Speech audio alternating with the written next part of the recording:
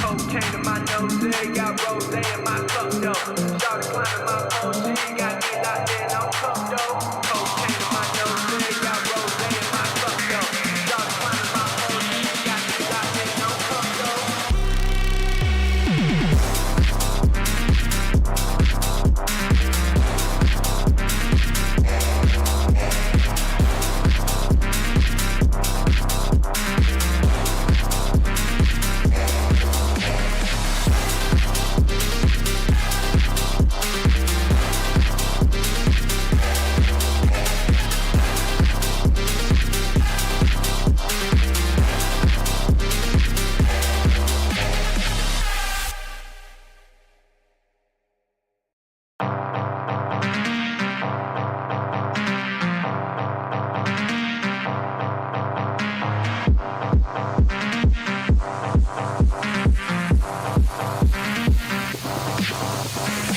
Cocaine in my nose, got rose in my cup though.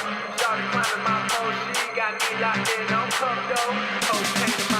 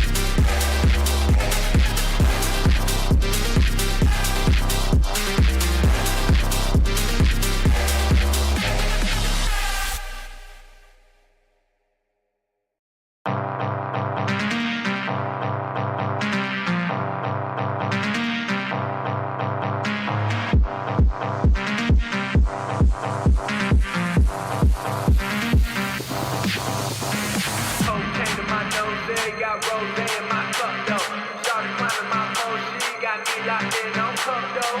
Cocaine in my nose,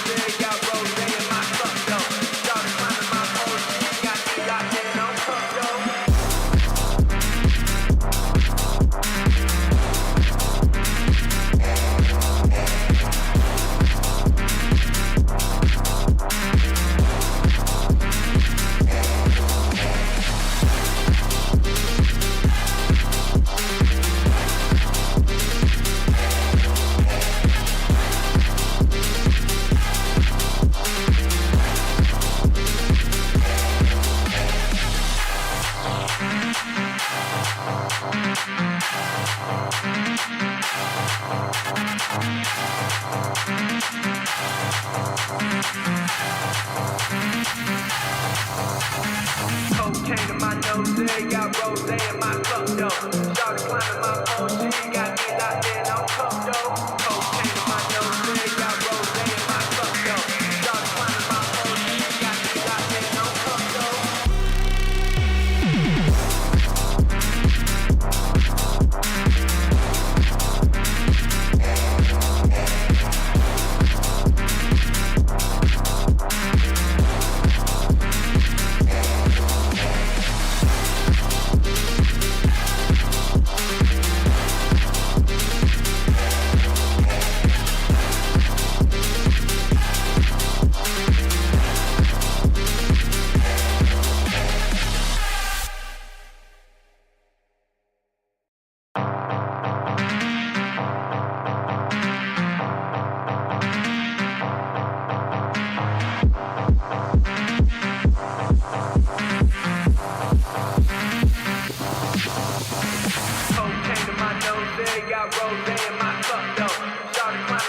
OG, got me locked in on cup though.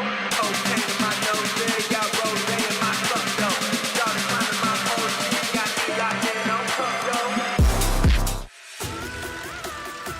Good evening, everybody. Welcome back to PSGL. George Morgan here and Jack Canat. All the lights are currently lit here on track, and it is go, go, go! Contact through the Mercedes teammate. Denoso with a crafty manoeuvre up the inside. Masterclass from the Chilean. Crucial championship points on offer here. Do not count out Danny Beresne. Longe has done the job. This is for the win between these two.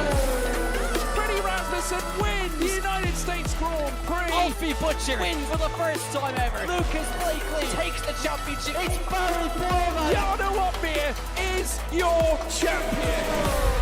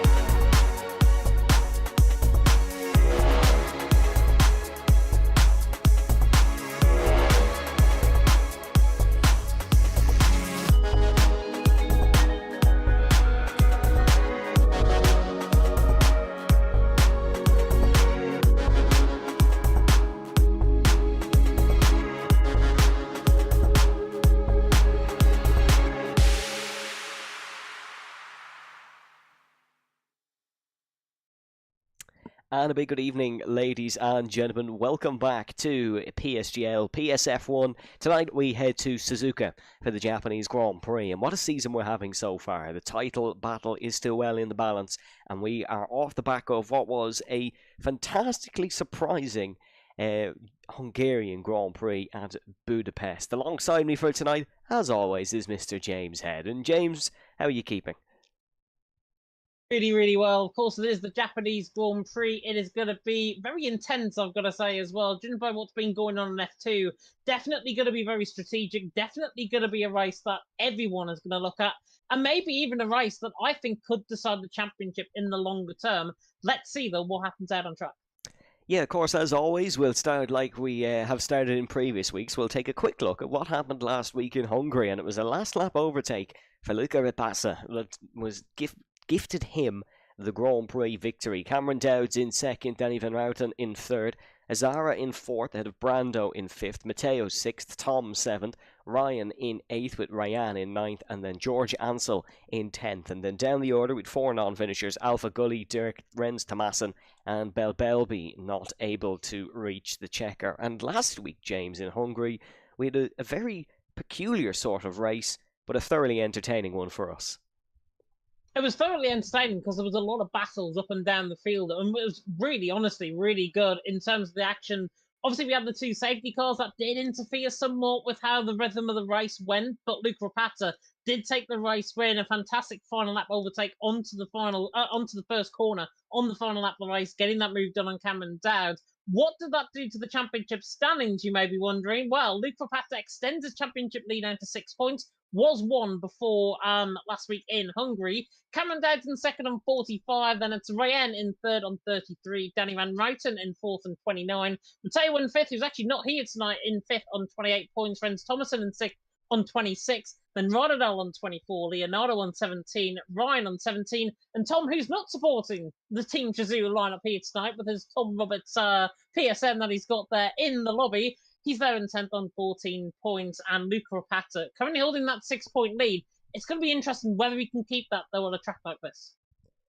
Yeah, speaking of the Shazoo lineup, we'll have more on that later, but just previewing tonight's race, I suppose, in a way, Japan is similar to Hungary, James, where qualifying is important, but strategy is definitely the most important factor tonight. You've got to make sure that your tyres are the correct tyres on at the correct times. Definitely so. And we've done our homework. Well, I've done our homework in terms Yeah, of the James has done our strategies homework.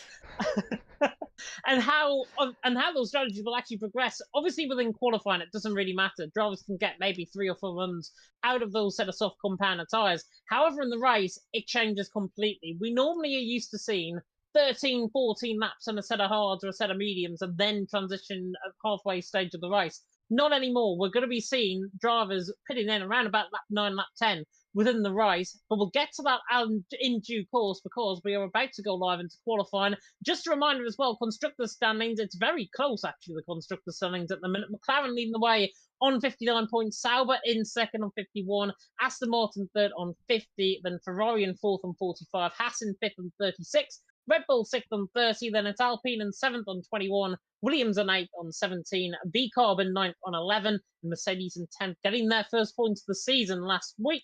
And they are on 4 points. But it is McLaren leading the way in the constructors as we are about to go into qualifying. Yeah, it is McLaren leading the way while we're giving the drivers time to get their setups on and get the car ready. Let's have a quick look at this Suzuka circuit.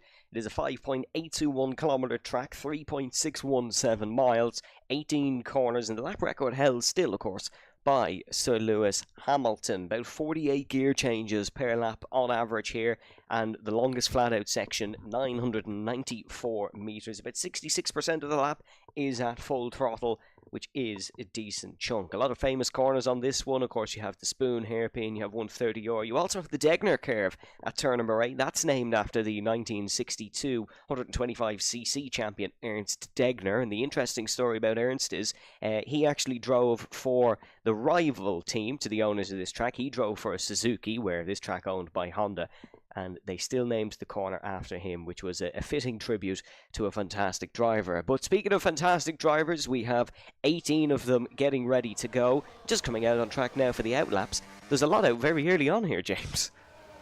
There is a lot very out here early on indeed. Gives me the impression they want to get their runs in very early indeed. Cameron Dowd is the first man out on track. He's running up the hill into the hairpin right now. Currently P2 in the standings coming into tonight. He has had, though, a bit of a topsy-turvy season. He's had 3 really good results. First place, of course, in America, in Miami, I think it was, for round 2. Then Austria, he picked up the podium second, and then Hungary, he was second as well. However, Britain, P6, and then Spain, he was out of the points in P15, so he has had a bit of a topsy-turvy season. Compared to Luca Rapata, he's pretty much along the same line. 14th for in Britain, round 1, then 5th round 2, and then he's picked up 3 podium finishes in a row, including 2 wins. So Luca Rapata and Cameron Dowd are somewhat even, and Cameron Dowd, speaking of which, is even through the final corners at the Cassia Triangles. He's about to start his lap. Yeah, here comes Cameron Dowds then down towards the first corner, which is literally called first turn, but the drivers want to try and take the first corner as flat as possible and leave their braking late for turn number 2. So there goes Dowds. You can see brakes at the curve at the left-hand side, rotates the car in a very high gear, but still very nice through that first corner. Then it is the S-curves, and you want to keep it as smooth as possible up through here. Keep your gear changes smooth as Cameron does, and flick it into the uphill left-hander at the Dunlop curve. Avoid the gravel and grass on the outside, which I'm sure we'll see at least one driver take at some point tonight, and then it's the ferociously quick Degner curve. 6th gear here for Cameron Dowds, which just seems insane in a Formula 1 car, but that's what you got to do to be quick on these games. Then it is the hairpin, which is called hairpin, turn number 10 and in towards turn number 11. Short shift, I should say, to get the traction out of there into a long sweeping flat right-hander, but it can provide overtaking this corner, and drivers look to chuck it down the inside in towards this left. This is the Spoon hairpin, and it is a double apex left-hander rotating out of it down onto the longest flat-out section of the circuit. And one of the most famous corners in motorsport coming up as you go over the bridge into the 130R left-hander. 130 degrees, that's where it gets its name. Flat out through there for Cameron Dowds in his McLaren, and braking for the famous Casio triangle. Senna, Alain Prost colliding in McLarens at that very corner. Cameron and his teammate Tom looking to not repeat that tonight. Banker time, Cameron Dowds, 27-1. And Azara comes in behind with a 27.2. Very decent lap from Azara indeed. Danny Van Ruyten, though, goes quickest. We saw a support there in the chat for him earlier on, 26.8. So he is quicker than Cameron Dive by what, 0.3 of a second, that is. Bolokonga now going into second. Ryan there going fourth. Belby now coming through the final couple of corners. He's one of the next to come across the line. Maybe an outsider's Rayen goes to the top. I did say to Evan off stream that he could be one to watch out for, and Rayen is currently out on top. Now Ren's in second. Danny Van Rooyen in third. Belby only managing ninth. George Ansel and the pink-coloured car now coming through the final couple of corners on the run toward the line. Good showing from him. 27.157 goals ahead of Ryan. Tom Roberts is on a lap. Alpha Gully just coming across the line with an invalid lap. 27.1. That would have been from him. Rotterdam now through the final corner. Of course, a winner in Baku in Legacy Division last season. On the run toward the line comes Rotterdam. And he goes seventh in the end, but it's Rayen out on top. Renz Thomason in second. Dan Reuton in third with 5 minutes gone pretty much in this qualifying session. Yeah, here comes Tom Roberts to the line, only 12 for Tom, sporting that new PSN. Here comes Max Volnick, he's the new Ferrari driver for this season. He manages to jump up to fourth, although his car is not looking like the famous red of the Scuderia. He is replacing Leonardo for the remainder of the season. Leonardo not dropping to reserve, dropping out completely. So Max is promoted.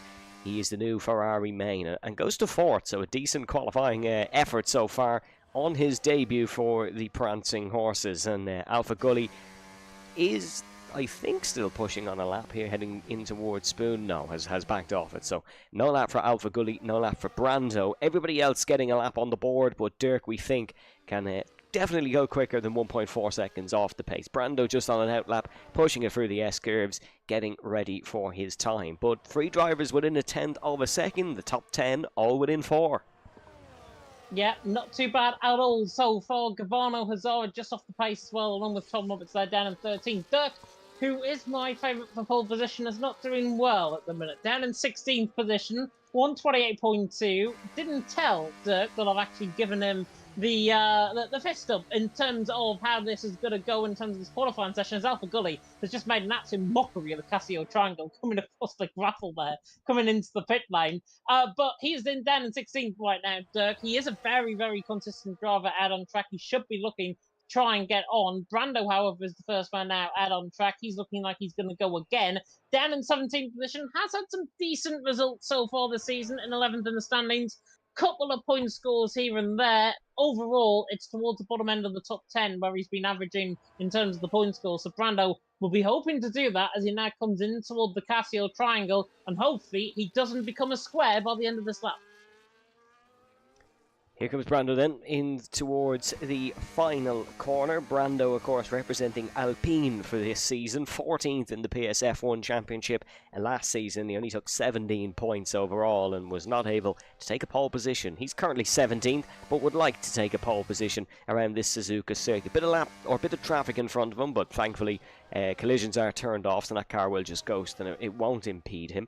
It's probably the happiest qualifying sessions the drivers have ever had, because there's no risk of being impeded. We will have a restart, of course, after qualifying once again, folks, as has become the norm here in PSGL. 31.7 for Brando in the first sector, not too shabby.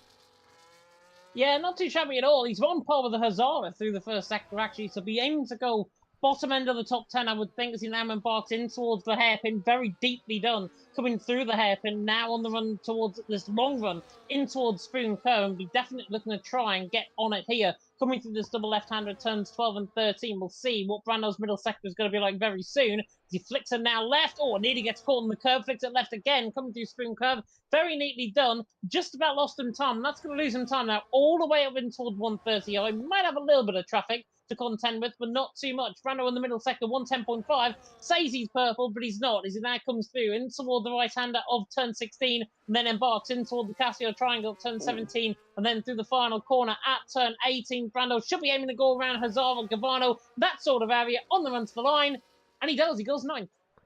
Yeah, slidey through the Casio Triangle for Brando, but a good lap nonetheless, and he's got into the top 10, which I suppose is all you can ask for. Cameron Dowd sliding it through the S-curves as we just take a look at him. He was all out of shape heading through turn number 5, 6 and 7, but he's hooked it back up now in towards the Degner curves. He's slightly down on his time, 31.4, so you can see the difference between the 6th place man and the 9th place man in the first sector split. But Cameron, I think, can find a lot of time in this middle sector if he plays his cards right. The first sector was very good when we went on board with him on his first lap, but we're looking to see if there's any improvements there for him. Danny van Routen is out on track as well. He's currently pushing in this middle sector, both burning the battery at different stages. That's another element that's been added to qualifying, I suppose, James, is you got to manage your ERS a lot more than the last game. Yeah, you really do. And Cameron Dowd is the king of EOS management, I think, on this current game cycle. His middle sector, 110.5, 10th and a half up in the middle sector. I was concerned because I didn't think he had a good straight line speed setup. Obviously, he's now changed something within the Park Fome regulations and changed that. Now coming through the Casio Triangle, so much better. Coming through the Casio Triangle, Cameron Dowd, the flying Scotsman, on the run to the line, goes third. Very good lap. Danny van Routen is coming in behind him, 500th down in the middle sector, and actually bails into the pit lane. So Danny van Routen not managing to get his lap done. Rien is on lap 600th down. Ren's on the lap as well. His first sector split will come very soon indeed. Luke Rapata, however, has just invalidated the spoon curve. I was about to say he was a 10th up and he was matching Cameron Dowd through the middle sector, but he's invalidated. Yeah, Rens Tomasin improving by exactly what he needs to get pole position, or at least provisional pole position. There'll be plenty more runs here around Suzuka, as Giovanni, I believe, has just jumped up to 6th spot. He was down near Hazara in 13, so he's jumped up to 6th, the young Dutchman. Putting in a good qualifying lap. There's more drivers coming across the line now. We'll keep an eye on Rayan, who was a 10th of a second down in the second sector, so unless he can find some big time into the Casio Triangle, he will not improve on this lap. But that's very nice actually for the Casio Triangle, but does bail in the pit lane, so no improvement there for him. Rens Tomasin marginally improving in that middle sector as he's heading down towards the Casio Triangle now. He's car following him closely behind. I think that's NLR Ryan, who is on an outlap. In through the final corner. Is Tomasin able to improve across the line? Here comes Rens. Yes, wow. Provisional pole position, 26.7, almost a 10th of a second ahead of Rayan. I'm shocked at that because he ran so wide coming through the first part of the spoon curve. I thought he invalidated his lap time, but obviously feels like he's got that car absolutely hooked up. Jess is certainly a supporter there in the chat. I see you there, Jess, in the chat for Rens Tomasin. Rayan there in second, Cameron Dowd in third. But Rens currently out on top. Hasn't put himself out of reach, I don't think, at the minute. Tom Roberts as well, going into 5th position, 26.9. That new PSN definitely suited him quite well, i.e. his second account that he runs sometimes. Alpha Gully is off a lap. Oscar is off a lap as well. Ryan, I think you mentioned, is on a run, however. He's coming up towards the hairpin in the NLR Esports coloured livery. He has got a little bit of blocking going on ahead of him. Of course, he can't get any slipstream. Car now stops ahead of him, which is really good. Might have been a car on an outlap of Ryan. Now embarks on the run down in towards Spoon Curve. He's currently in 15th position right now, and will be looking to try and get something out of his qualifying session, given that he didn't really have any hope going into it anyways. Yeah, not a fan of Suzuka. Is NLR Ryan, but he's going to give it his best shot anyways, coming down towards the famous corner on the circuit. 130R, nice improvement there from NLR Ryan, so still tracking well as braking for the Casio Triangle. You got to just stomp on the brakes here in qualifying. You can brake a little bit earlier in the race when you're not trying to maximise every single corner. No, pulls into the pit lane. Feels he made some sort of a mistake there, so that'll be into the pits for Ryan. Disappointing. George Ansel also going to follow him in. There's no improvement there on his time. Danny van Routen, though, out very early, and he's going again. He is going again, and he was the one that actually blocked Ryan coming through the Casio Triangle, so there might be a steward's investigation, potentially, if that happens. Danny van Routen, though, coming now through the SA section, coming now through and towards turn 7, then at the Dunlop curve now at turn of right, and this is looking really neat and tidy so far. From the Dutchman, the 3-time Dutch karting champion, of course, Danny van Routen, is 31.5 in the first sector. 400 top, will be aiming to try and improve in the middle sector. His middle sector splits actually from his last lap, just to try and confirm what he is looking for in the middle sector, was a 38.9 and a 16.4. So anything like that will go. However, he has had a warning on this lap time, so he might get an invalidation if he runs wide at spring curves. So he's got to be careful. Yeah, let's see then. Oh, a little bit slidey for Van Routen. He kind of clipped the inside of the curve there. Now he's very wide, so yeah, that one's going to be done. But messed it up with the spoon curve anyways. Dare I say, it wasn't going to improve upon the lap because of that mistake. Ooh, but yeah, invalidated there for him. So disappointing for Danny. Luke Rapata's looking quite good, actually, Evan, on a lap time right now. 10th and a half up in the first sector. Will definitely be looking to try and get something out of this. He was looking really good until he invalidated this part of the lap. And he nearly did again, but he's now coming through the spoon curve. Really neatly done. Gets the car now powered out of the exit. Now Shizuman, former ET8 man, on the run up the hill, in toward the 130-yard turn at 15. Luke Rapata's middle sector, 110.4. Absolutely bang on where Rens Thomason is right now. And if you're looking to try and improve, Luca Rapata needs a special final sector, needs to find time from somewhere. Absolutely flings it into the Casio triangle, flings it out of it as well. Luca Rapata on the run to line, should be run at 26.8. 26.8, and he goes third. Very good lap time from Luca Rapata. If he flung it in a little bit too much, I think the Casio triangle, I think that's what's cost him potentially the time for second. Yeah, and Ryan is currently on a hot lap now, 0.003 down on his personal best. So as he heads into the Casio triangle, can he take it a little bit smoother than Luca Rapata exiting the corner now? And no, it'll be in the pit lane for Ryan. So the driver's not thinking they're going to improve through that final corner. Here comes Volakongen to the line. That's going to be fifth for the Norwegian. Great lap there for Volakongen, and that'll be just ahead of Danny Van Routen in that battle for the top five. Hazara, we are yet to see a better lap from, still just over half a second down.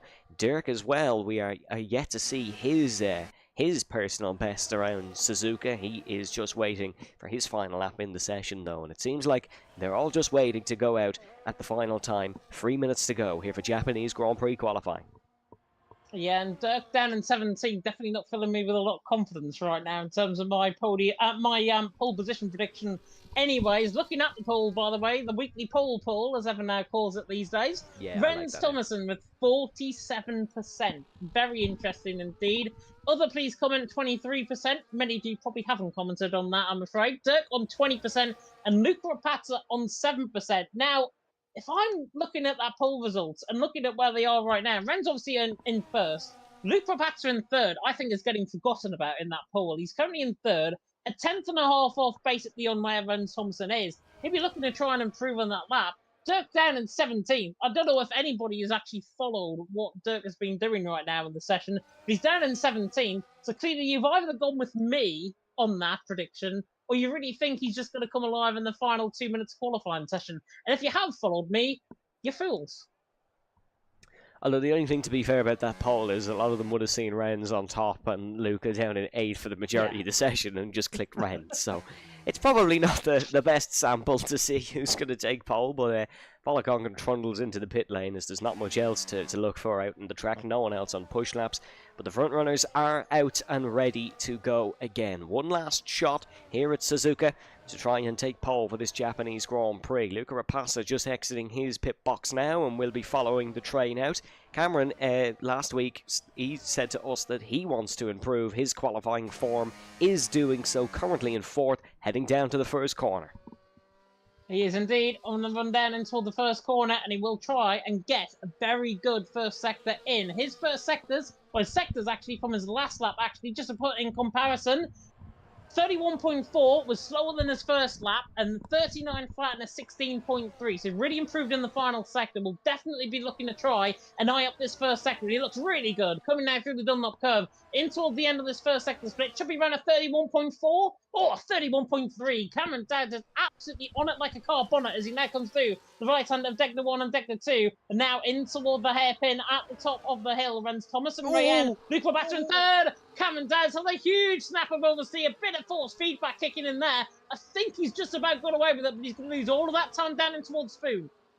Yeah, that's a very, very costly mistake for Cameron. We'll have to see the second sector split. Looked like he almost locked the wheel as well there, trying to save the car. So whether that's flat spotted or not, we can't quite tell, but certainly has lost time heading down towards 130 or. But what time has he lost? We'll see the sector split just coming up now. He is still improving, but it's not by as much as he was. He's lost half a tenth of a second, but still a good lap from Cameron Dowds. He could regain it all back into the Casio triangle and does what he does best, a little bit wobbly out of the corner. Rapasa's not made the line here, so can Cameron beat his championship rival? He can, and Dowds goes to third. It stays on the second row though. It's between Thomason and Rayan for pole position. What is Rens Thomason doing on his lap? He's improving by half a tenth of a second. Rayan wasn't improving in the first sector, but we will wait and see what they can do. Here is Rens Thomason into the Casio triangle. A man so good in qualifying and so good at this Suzuka circuit. Look at Giovanno gone to second. What a lap by Giovanno. Rens Thomason extends the margin 26.6. Can Rayan respond? Was improving, but he's gone into the Casio triangle. Qualifying over for Rayan. Rens on pole. He is, but Danny Van Ruyten is improving 400ths of a second up. I don't think he's going to do anything magic in this final sector, but can the karting champion get out on top of Rens Thomason? Danny Van Ruyten now on the run to the line, goes fourth. Good improvement in the end by about a tenth of a second. Rodadal on the run to the line as well. He puts himself into eighth. Max von der Geest out of nowhere, 2.5 tenths up on the run to the line. Max von der Geest, he nicks it, 26.736. Rens Thomason, though, out on top, unless Belby's doing anything. He is. He's a tenth and a half up, but he's down in the middle sector compared to where Rens is at. Rens out on top, Max von der Geest in second. Gavarno in third, looks pretty certain. Belby now on the run to the line, and in the end goes 16, but it's Rens out on top, Max von der Geest in second, and Gavarno there in third. So that I make it, Evan, ET8 1 and TF10 2 and 3. Wow, what a lap by Max von der Geest there. Welcome to a PSGL F1 main drive. That's one way to introduce yourself, but it is Rens Thomason on pole position. The Dutchman is able to take it. Didn't have any pole positions last season in PSF1. He has one now. Max von der Geest second, Giovanno third, and it's Rayan in fourth, Danny Van Ruyten fifth, Cameron Dowds falling to sixth, Luca Rapassa in seventh. Keep an eye on that battle for sixth and seventh. Volokong in eighth, Ryder Dahl ninth, Tom Roberts 10th, George Ansel in 11th, Oscar in 12th, Brando 13th, and it's Alpha Gully, Ryan, Belby, Hazara, and TF10 Dirk. Folks, we're going to debunk a dramatic Japanese Grand Prix qualifying after a very short commercial break.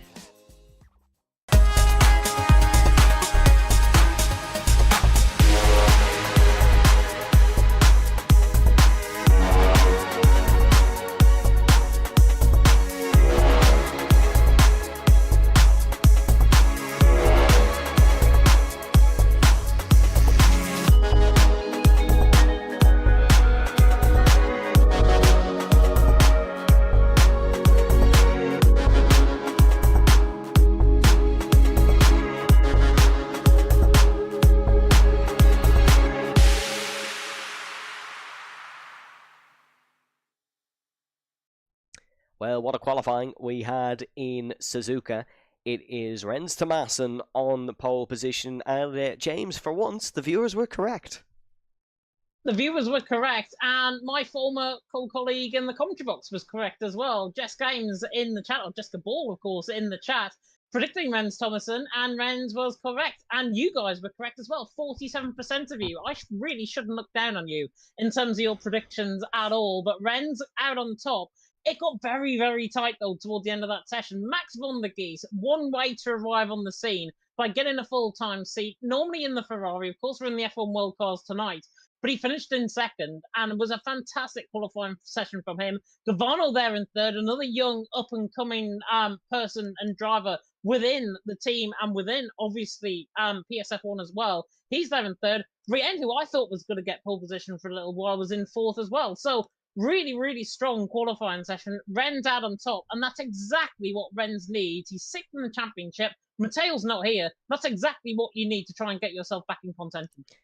Yeah, and Max von der Geest as well, introducing himself with that second place. And it's not like he got promoted to this championship on a very strong run of form. Didn't score a single point last season in PSF2, but Wow, what an opportunity for more than a point here tonight. Second place in qualifying on his debut for Scuderia Ferrari in PSF1. The very interesting battle, I think, could be the battle for 6th off the line, but I can imagine it'll be for the race win between Cameron Dowds and Luca Rapassa. Cameron out-qualifying Luca, which was what he wants to do. Luca Rapassa, of course, was a driver for ET8 Esports, now a driver for Shizou. James, do you think maybe he's a little bit nervous driving for a new team or something? Because usually you wouldn't see Luca down in 7th and making the mistakes that he did. I honestly think with him, it just takes time, I think, for him to gel into a new team. He had that setup in ET8, and we saw how good that setup in ET8 was. Obviously, pastures are new. He's moved to Team Shizou instead, which I think is a very, very good outfit regardless. And ET8, I think, are on the same par as Shizou in terms of teams out in there in the console world. But I think he just needs time to settle in. Cameron Dowds, by the way, 6th, Danny Van Noten and 5th. He has got other drivers from Team Shizou around him. Volokongan, Tom Roberts as well. I'm just saying there's a bit of a Shizou thing going on within the middle part of the top 10. But Luke Rapata has definitely got something to find within this race. Whether or not it's just the track, whether or not it may be just his setup, something going a little bit astray in terms of qualifying. He said to us last week he didn't even do the track up until probably this week. Cameron Dowd's exactly the same. And therefore, those drivers who might necessarily not have done the track on the game yet, 6th and 7th, where Renz might have done, and he's on pole position. Yeah, in terms of the strategy for tonight's Japanese Grand Prix as well, I'm just thinking of Luca Rapassa. I wonder how his strategy is going to go, because I assume the fact he's with a new team means he's working with a new engineer, and that's not the easiest thing to adjust to, especially in what's coming across as a difficult enough strategy to predict, James. We saw in PSF2 earlier, and we've seen in some previous races on this game, the medium tyres, not necessarily as good as they are at other circuits. Definitely not, but I'm imagining in a position where the guys will start on a set of medium compounder tyres, or the majority of the field will start on a set of medium compounder tyres, and then transition to a set of hards, which I personally think are the better tyre going towards the end of the race. So him down in 7th is not necessarily a bad thing. He's got Cameron Dowds around him. Does he maybe form a pact in the first half of the race and just be like, right, we'll work together, we'll try and get something out of this race and try and benefit the both of us from a team perspective? But because it's an individual championship, they probably forget about that. They are separated by 6 points in the championship coming into tonight. So it is all to play for, and every single point does count, including the fastest lap point within the top 10 as well. So they've really got to look into this race and think, how on earth do we try and topple the likes of Max von der Gies, the likes of Gavona, the likes of Renz Thomason starting from pole position? Qualifying is one thing, Evan. The race is completely different as we are now ready up to go live into the lobby. Yeah, another driver. We were speaking of drivers who've been signed by Team Shizou during this PSF1 season. Another man is Danny Van Routen, 3rd last week in Hungary, 4th in the championship, 5th in Japanese Grand Prix qualifying. I think he's another guy who could be pipped for a strong result tonight. Definitely so, but I hope that he's not going to follow the same trajectory as what you're making out there, because you've gone 3rd, 4th, and 5th. Is he going to get 6th in the race? Yeah, hopefully in the not. Race, If he is 6th, if he is 6th in the race, you can clip this and put it on Twitter. So I'm very sorry, Danny, if that is the case. But no, he's a really good driver and one to keep an eye on, especially around such a technical circuit. Tom Roberts down in 10th, got to keep an eye on him as well. Derek, rather disappointingly, starting last. We kind of pipped him as one to watch tonight. We did pip him as one to watch. You pipped him as one to watch tonight. I'm not taking credit for this. Yeah, it's all on me. It's all on me. I just had a feeling somewhat that Dirk might do something in qualifying. Obviously, my feelings were not true. Obviously, that he's down in 18th position. But that's actually not a bad thing, because easily you can try and gain through the field. If the incident's on lap 1, you can easily try and get through the field. So Dirk will be hoping for a little bit of lap 1 carnage, maybe a VSC or a safety car early on as well, just to try and suit him in terms of his race. He is a very talented driver. He's starting all the way down in 18th. But I'm imagining he can make up position through the field. And I think, honestly, Evan, he'll be aggressive with his strategy. He'll start on a set of softs and then transition to a set of hards from about lap 6, lap 7. Interesting thing after qualifying, actually, Ryan telling I hope he's here. Ryan telling Renz that Rennes blocked him in qualifying. So Rennes might have that at the back of his mind of a potential penalty for next week, but he's got to just clear that. And I'm sure the ET8 esports man will be laser focused on tonight's Japanese Grand Prix.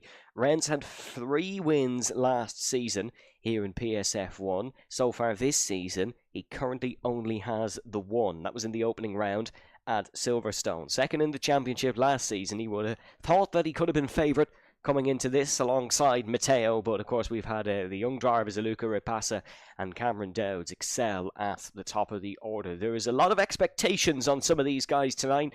There is a lot watching and waiting to see who can win it as we're getting ready to go on the grid. Drivers loading their setups for the final time, and the sky is nice and sunny. And speaking of Sky Knight there in the chat is predicting Rennes is going to win the race. So he's very much feeling that ET8 are going to try and do something and Rennes is going to try and do something from pole position. I, however, think that is not going to be the case. I'm going to go out on a limb and say Rayen is going to win this race. Starting from 4th, second row of the grid, he's got Gavano, very young man, alongside him. He's got Danny Van Roten to try and fend off as well. But I think Rayen could do something special here. Watch out for him from 4th position. I like that pick. It's different. I like that. From the second row of the grid, Rayen. He's a driver who's quite good at these circuits where strategy is important, but there's also other elements to it. It's not like a Monaco or a Hungary necessarily, where strategy is the be-all and end-all. Rayen having a good season so far here in PSGL F1. He's picked up a couple of good results and is 3rd in the championship. Of course, being promoted from PSF2 is Rayen, representing Haas just like he was in PSF2. But let's see what happens here in PSF1. We have 5 red lights and we go racing here in Suzuka. It's a great start from Rennes Thomassen off the front row. It's a good start from Max van der Geest as well. They're 1 and 2 into the first corner. Rayen is immediately up and ahead of Giovanno, and Danny Van Routen is looking to make a move on Giovanno as well into the S-curves for the first time. Side by side, Van Routen and Giovanno, and it is Danny Van Routen who comes out on top ahead of his fellow Dutchman. Cameron Dowds now going for the move. Cameron Dowds going for a very early move here into 5th place. Giovanno losing 3 spots off the line. A disastrous start for the TF10 man. It is an absolute disastrous start for Giovanno. Most drivers start on a set of medium compound tyres as well throughout the field. Only one start on the hard. Brando, Alpha Gully, Hazard and Dirk further down the field as there's a dive from Danny Van Roten to the inside line of Rayen. Rayen now trying to fend them off on the attentions, coming out the outside of the hairpin, running all the way down in towards Spoon Curve. Pretty much same coloured livery from both of their cars. But Rayen there in 3rd, Danny Van Roten in 4th. But you've got to watch out for the man in front. Rennes Thomassen is absolutely speeding away from the field. He's just 2nd clear of Max van der Geest already. And that is now how you make a statement on the first lap. Rennes leading the way. Here comes Rayen for 2nd, however. Clearly feels like Max van der Geest hasn't got the pace up the hill in towards 130R. Rennes will lead coming through onto the first, the end of the first lap. Danny Van Roten now towards the outside line of Max van der Geest. Oh, Max van der Geest nearly out of shape. Coming through the Casio Triangle, there's a spin further down the field as well. I think Voller Conklin was very sideways in the background. But Rennes leads the way. Rayen in 2nd, and Max van der Geest has now opened up a whole can of worms because it's 3 wide and Cameron Dowds comes for both. Here comes Cameron, is 3 abreast into the first corner. Dowds gets them both. What a move by Cameron. Up and into 3rd place, crucial for the championship. He's left Luca Rapassa watching and waiting in 7th. Dowds making the early moves, lap 2 of 27, and he's already up onto the podium here. Cameron is good in race trim. How about in an early sprint race? Because he's really taken this under his own. Rayen felt he needed to get in front of Max van der Geest to try keep within Rennes' DRS gap. Might not be enough even, because Rennes Thomassen still has over a second on the Algerian behind, and Thomassen has had an excellent start to this race. Max van der Geest had the 1 lap pace in qualifying, doesn't seem to have the early race trim. The majority starting on the mediums. We have 4 drivers starting on their hards. That's Brando, Alpha Gully, Hazara and Dirk, so 13th, and then the bottom 3, the rest on the mediums. Your biggest gainer in the opening lap? Well, isn't it Mr. Superb, Cameron Dowds? Yeah, they call him the Flying Scotsman, or I call him the Flying Scotsman for one reason and one reason only. He's shown why he is the Flying Scotsman of Scotland here tonight. Luke Rapata, however, is trying to make sure he can get the move done on his fellow countryman Gavano, running up the hill in towards 130 on, might try and get the move into the Casio triangle. Very unorthodox move to try and go for it. He doesn't manage it in the end. He makes contact though with the rear end of Max von der Geest. Max's car definitely not liking the early stages of this race. Now there's Gavano, and they are definitely struggling early on in this race. As here comes Luke Rapata, as Cameron Dowd sets the fastest lap. Luke Rapata going for the race for P6, trying to get the move done to the inside line. Can't manage it. Could be 3 wide on the back end as well. George Ansel going around the outside on Oscar. Could be a brilliant move this from George Ansel. Round the outside he goes. Doesn't manage it. The Avisio man doesn't come out on top from the Jazoo man, and they remain 11th and 12th. Yeah, Luca Rapata is lacking confidence because he's not putting his nose into moves that Cameron Dowds was in the opening couple of laps, and maybe that's a little bit of a side effect of what's going on in his esports team career. But Luca Rapata is struggling with some form of confidence in the early stages of this race, but he'll grow into it. He will look to overtake Giovanni very, very soon, and Giovanni doing a good job nonetheless. Actually, I've just looked at my notes. These two are teammates, Giovanni and Luca Rapata. So they're both racing the Saubers, or they would be in the Saubers if we were running the normal cars. So Luca struggling to get past his teammate here. I wonder if the roles were reversed, would Giovanni just sit behind like Luca is doing, but the championship leader struggling to overtake one of his own. Definitely, and Luke Rapata, I think, is going to rely on maybe Tom from behind. I think Tom is looking rather quick early on in the stages of this race. He's gained a couple of positions as well off the race start. He's gained 1 off the race start to Radadal. They'll be looking to try and make his positions throughout the field. So I think, honestly, he needs to rely on Tom to come through the field. There is a 3 wide potentially going to happen because Max von der Geest is so slow coming out of the Casio triangle, and now running down the straight. Gavano eats him up. Luke Rapata eats him up, and Rayen goes for the race lead on Renz Thomason. Interesting. Renz was about 8/10 of a second clear. Rayen's clearly used up a lot of battery to get that move done. So Rayen now in the lead. Renz in second, Cameron Dowd in third, and the front 4 Evan just beginning to threaten to try and pull away from Gavano. As a big snap of oversteer there from Danny Van Ruyten. That's going to lose him a bit of time running up the hill. Yeah, I wonder, has Renz thought sensibly here, and he's like, okay, I'm not going to try and run away, mightn't work, I'm just going to try and just bet into this race and save his tyres, because we saw him try this runaway sort of tactic in Spain. He didn't get in the lead of the race, churned up his intermediates, and his teammate Ryder Dahl was able to win the race when he could only come home in third. So maybe Renz taking a smarter approach. Usually ET8 are fairly on the ball with their strategies, or certainly Mateo's championship winning season in both F1 and F2 had him fairly on the ball with strategies. So I can't imagine Renz' engineer, whoever it may be, will be very different. But the top 4 all together, and if they have a quick final sector, they might be able to drop Giovanni, and dropping Giovanni means they'll drop the rest of the field, and it'll be a 4-horse race at the front here. But Thomason doesn't look keen on sitting behind in the long run. And they have dropped Gavano because Gavano is out of DRS range, coming to the detection point, so now he's going to be under so much pressure from Luke Rapata. Renz is going to make sure of the race lead, potentially demonstrating towards turn number 1. Cameron Dowds, however, 3 wide maybe down in towards turn number 1. Cameron goes for second, Brienne there in third, and now Renz takes the lead once again. I don't think he wants to be there. Cameron Dowds in second, Brienne in third. It's getting tactical very early on in this race, maybe with pit stops up and down, up the line in a couple of laps' time. But Renz there leading the way, Cameron Dowds in second. The worst place to be, as you mentioned, Evan, is probably the worst place, is probably first position, the worst place to be around this track, because you're going to be opened up to everything from happening in behind. Cameron Dowds in second, Rayen in third. Honestly, if I'm a betting person right now, Danny Van Ruyten's looking pretty comfortable in fourth. Yeah, Cameron Dowds is like a sword that has met a freshly diamond strop. He is razor sharp here, looking unbelievable when going for every overtake. Just, yep, I'll put my car there, yep, I'm ahead, not even flinching, not making sort of any minor adjustments with the steering wheel. He's just going, yeah, I'll have that position, and it's like taking candy from a baby so far in this race for Cameron Dowds. But now is the time that he benefits from. It's ERS saving time. It's time to save your tyre, save your battery, and just try get something out of this first stint, and then save your tools for the second stint. And that's what Cameron's so good at. You've alluded to that a few times this season, James. He's probably the best ERS saver on the grid.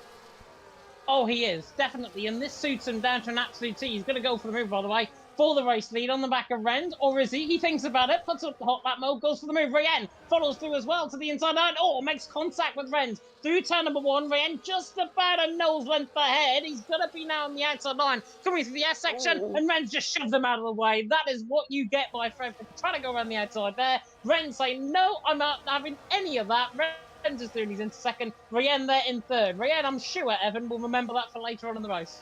Yep, Rayan is certainly a man that does not possess a short memory.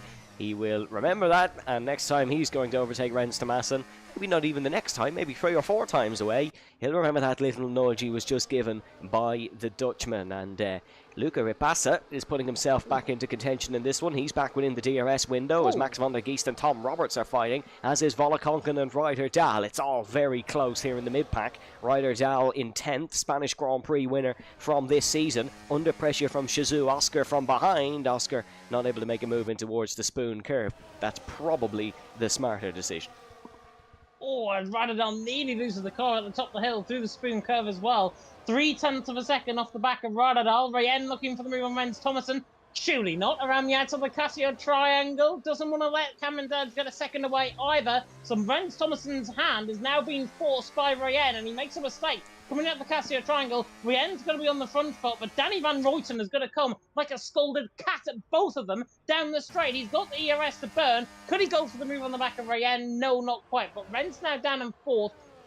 Cameron Dad's still leading the way. Max von der Geest up the 6th as well. And I think, obviously, Ryder Dahl getting the move done. Sorry, Oscar getting the move done on Ryder Dahl. He's through, and he's in the P10 as well. As Ryan's looking cheekily around the outside. With George Ansel coming in toward the S section here, coming through turns 3 and 4. But Cameron Dad's leading the way. Rayen in 2nd, Danny Van Ruyten in 3rd. And the worst possible place now to be, if you're Rens Tomasson, is down in 4th, because one of your title rivals, potentially, is getting ahead of you up the road, and that man is Cameron Dad. You do not want to give Cameron Dad a second chance to get away. EOS management, by the way, just before we finish this little segment, Cameron Dad currently on 48%, Rayen on 24%, mistake there from Danny Van Ruyten, 33%, Rens Tomasson on 33%, and then Luca on 14%. So they are burning their batteries very early on, and that means one thing, and that will be pit stops and a couple of laps.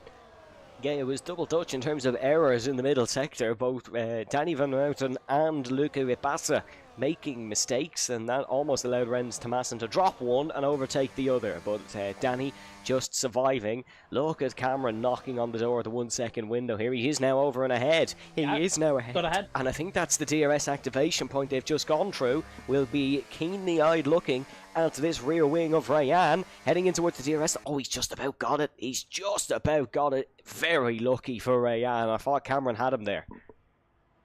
I thought Cameron had him there as well. DRS detection, of course, enabled. Coming through the detection point at 130R, so just literally through that left-hander. Was about a second, the gap, actually. Tom's looking for the move on Max von der Geest in the meantime. Further down the field, the effervescent teenager that he is, Tom Roberts, still.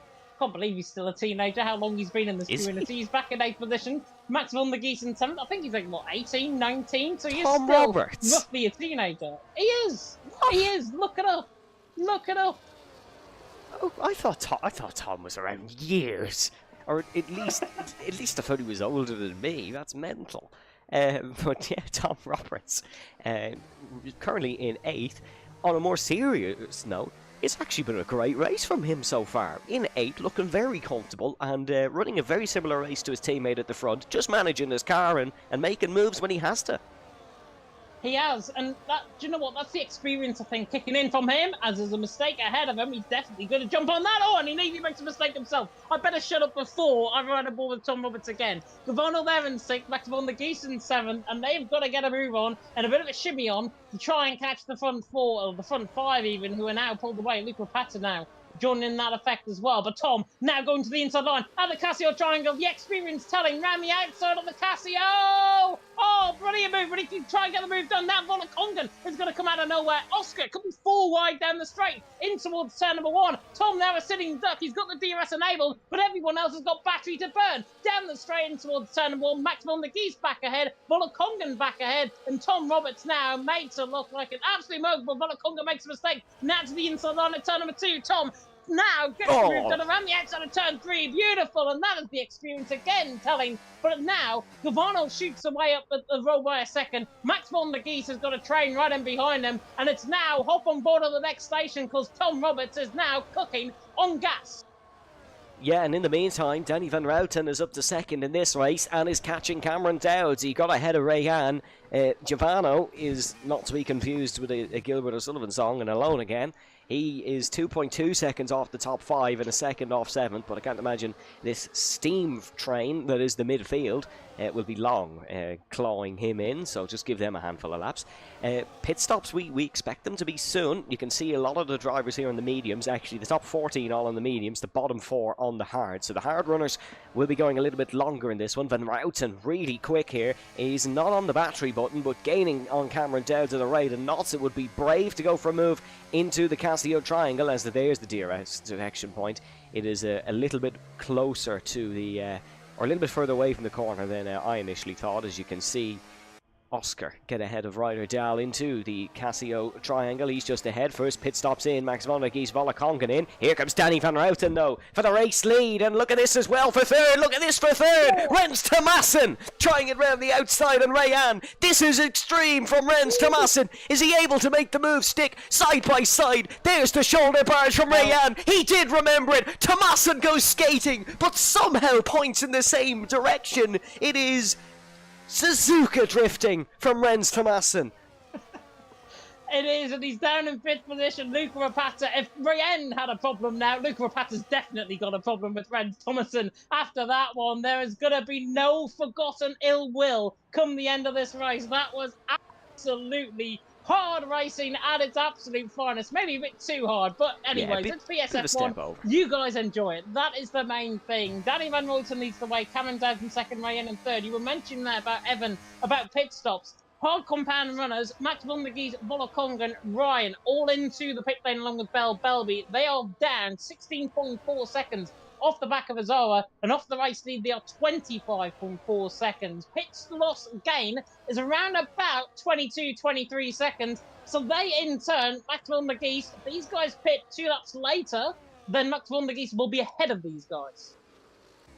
Okay, so that's a very interesting conundrum that's facing the race leaders. And the thing here is, because it's the F1 World Car, you don't know who you're sharing your pit box with. You can't take the risk that someone in front of you is not in the same pit box, and that's why we're seeing a lot of shaking before the pit stops. And Cameron Dowds is once again in the race lead. Rayan in third, Luca Rapasa in fourth. Alpha Gully gets past Dirk for ninth. George Ansel is into the pit box there. You can see his vibrant pink pit crew from a different stratosphere, from a different planet, because my goodness me, is that a bright colour on George Ansel's car.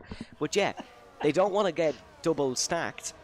That's why they all want to be in front of as many cars as they can to eliminate that risk. Top 7 on the mediums, then 4 behind on the hards. The rest have come into the pits, and it's your first penalty of the day. That goes to Tom Roberts.